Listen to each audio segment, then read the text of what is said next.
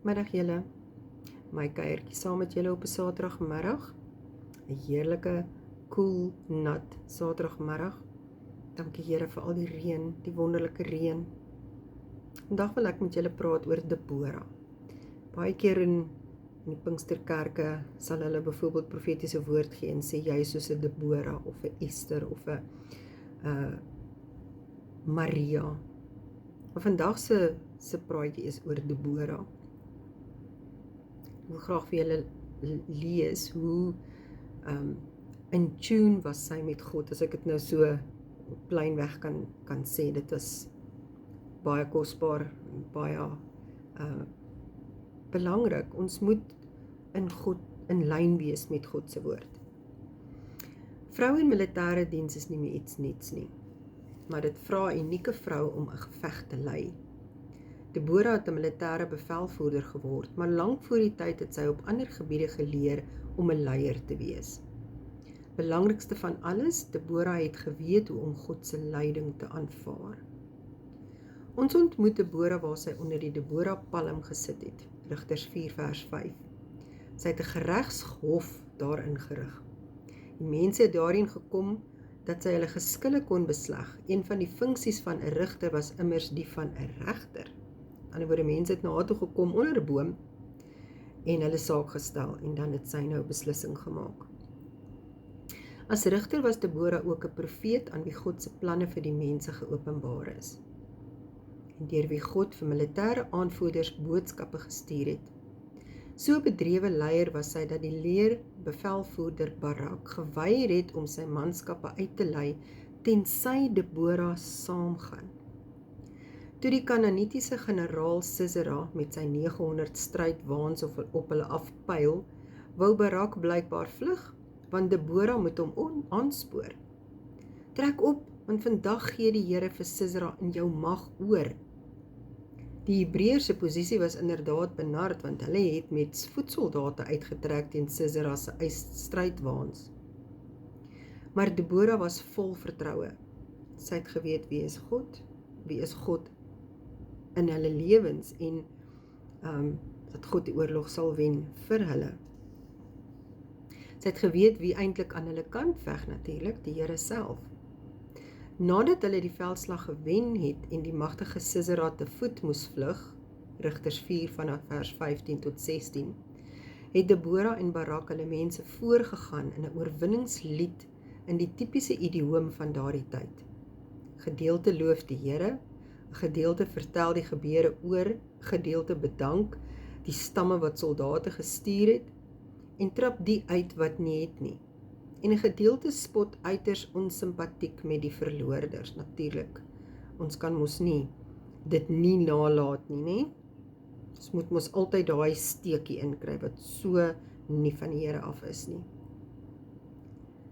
Hebreër ma sou nog lank daarna Debora se lied vir hulle kinders voorsing as 'n geskiedenisles. Die deel waar die lied sê die oorwonne volk se meisies is aan die soldate uitgedeel, Rigters 5 vers 30, en waar Debora bid alle vyande van die Here moet sterf soos Sisera. Klink vir ons so wreed, maar ons moet dit sien teen die agtergrond van 'n primitiewe kultuur.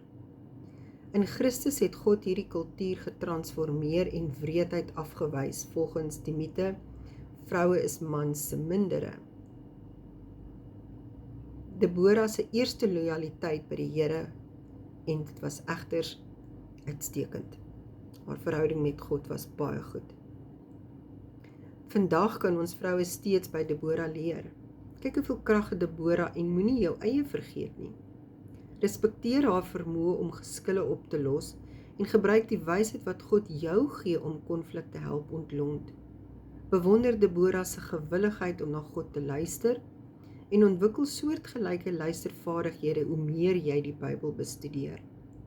Debora het haar lied begin en afgesluit met lof aan God. Dit is so belangrik, julle, dit is so belangrik. Vertel gerus van God se bestuuring in jou lewe ook en nooi die wat geluister het om God saam met jou te loof. Ek het in my vorige boodskap ook gesê, worship is so belangrik. En ek dink, ek hou joernale, want soms sukkel ek om te bid. Of die woorde kom nie, of ek praat net 'n bietjie en dan staan nie meer woorde nie. Maar wanneer jy worship, gaan jy in 'n ander dimensie in. Ek dink, deur 'n lied, 'n opregte lied, hoor God jou hart. En ek het al agtergekom met 'n joernaal, kan ek skryf. Ek kan bladsye vol skryf, waar ek soms nie kan praat nie. Dis net asof ek skryf net. Miskien weet die Here dat ek baie lief is vir skryf. So hy laat my toe om te skryf, want dis ons taal. God verstaan jou. Elkeen het 'n ander bediening of 'n ander talent miskien, of ek is net lief vir skryf. Dis maar wat ek probeer sê. Maar om 'n verhouding te bou met God is so belangrik. Ek dink, ek weet en ek glo, dit is wat God van ons wil hê, en dit is waar ons moet wees. Hy het die disippels se voete gewas in nederigheid, nie om aan hulle onderdanig te wees nie. Niemand is vandag verhewe bo iemand anders nie. Ons is almal kinders van God. Van die het afgedwaal. My man het so 'n mooi dingetjie geskryf op 'n stadium. Hy skryf baie mooi goed. God vat nooit die lig van jou af weg nie. Jy beweeg uit die lig uit. En daarom dink ek Deborah was in God se lig.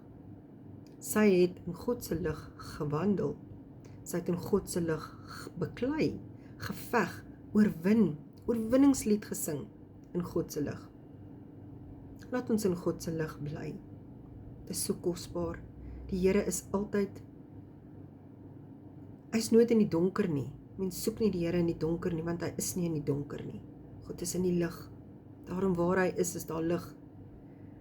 My ma het altyd gesê, en ekskuus ek dit nou met aanhaal, my kind, as jy depressed is daai dag, sit 'n CD in en luister na lekker musiek.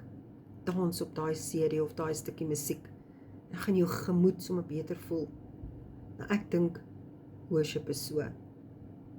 Wanneer ek die dag nie lekker voel of iets het my ontstel en ek bid vir die Here en ek luister dan na 'n worship song, dan is dit net asof daai kanaal gaan net oop en God kom en hy troos my net. So sit daai lekker stukkie musiek aan. Word 'n Deborah in singende oorwinningslied vir dit wat dalk nog nie oorwin is nie, maar gaan oorwonne word. Glo dit met jou hele hart. God is aan jou kant. Bly jy aan sy kant. Ken hom in al jou weë en jou paaie sal gelyk wees. Ek bid vir elkeen van julle vandag. Mag julle 'n mooi dag hê. Op Choices Crisis is daar vanaand 8:30 live. Gaan kyk dit gerus. Repost die video. Dit is 'n worship en gebed aand. So kom en wees deel daarvan. Kom luister na die woord. Kom ons bid vir mekaar. Dit is so belangrik. Ons moet mekaar bedien en bid. En bly in God. Dit sal nooit spyt wees nie. God is awesome. Hy's amazing. Altyd weet hy die beste, die beterste.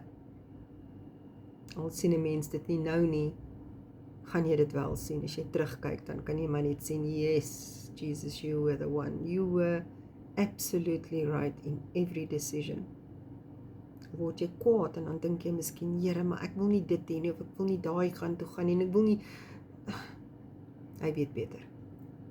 Glo my, hy doen. So, dan sit jou liedjie aan, gaan worship, gaan sing, gaan dans. Dans in jou sitkamer, dans in jou kamer, dans in jou badkamer. Worship net die Here, want hy gaan jou die oorwinning gee. En watter oorlog jy ook al face. Mooi dagie verder. Ons praat weer later, hoor.